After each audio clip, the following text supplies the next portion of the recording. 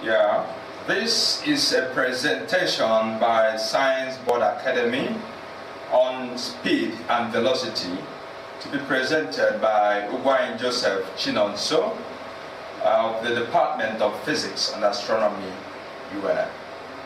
Now, our topic is speed and velocity. In ordinary language, the term speed and velocity is taken to be the same, but scientifically speaking, there is a marked difference between speed and velocity. Now, speed and velocity. Speed and velocity indicate how fast a particle is moving. That is to say that they have the same magnitude. And again, speed has the same unit with velocity. Of course, these are the similarities. Now, let's go to speed. What is speed? Now, speed is simply the change of distance per time, and the formula for that is d distance over time, that is d over t. That is, s is equal to d over t. Now, speed is a scalar quantity because it indicates the magnitude of how fast a body could be moving, say, but the direction of travel is not always indicated. Now, that simply shows that it is a scalar. Now, what is velocity? Velocity has to do with the rate of change of displacement. Now, by formula, we have that velocity is simply change of displacement per time. And velocity is a vector because it tells the direction of motion. The direction is what makes velocity to become a vector, because without the direction, it would simply be a scalar. Now,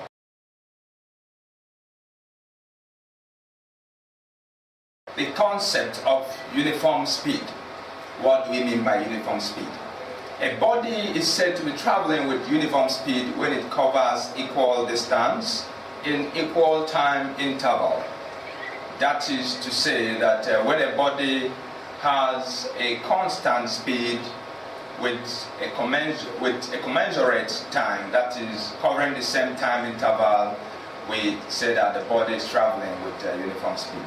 Now, what is the concept of uniform velocity? Similarly, a body is said to be traveling with uniform velocity when it covers equal displacement with equal time interval. And with that, we say that that body is traveling with uniform velocity. Now, average speed. What is average speed? Now, average speed is just the total distance traveled divided by the time taken. Now, the speed here needs not be constant. Now, we say that by formula, that average speed is given by total distance divided by total time. Of course, that is just the formula. Now, we talk of an example to illustrate what we mean by average speed. Take this question. An aircraft travels 1,600 kilometers in 2.5 hours. What is the average speed in meters per second? Now, solution. We have to use the formula that we have stated for average speed, which is total distance traveled divided by total time. Now, by that, we calculate the total distance in meters by multiplying 1,600 by 1,000 to take care of the kilo, which is simply 1,000, and then the total time is given by 2.5, which represents the hour, then times 60, which represents the minute, then times 60 again, which represents the seconds, in order to make the time be in seconds. And putting back in our formula, we then have that average speed is given by 1,600 multiplied by 1,000 meters divided by 2.5 times 60 times 60, giving us 177.78 meters.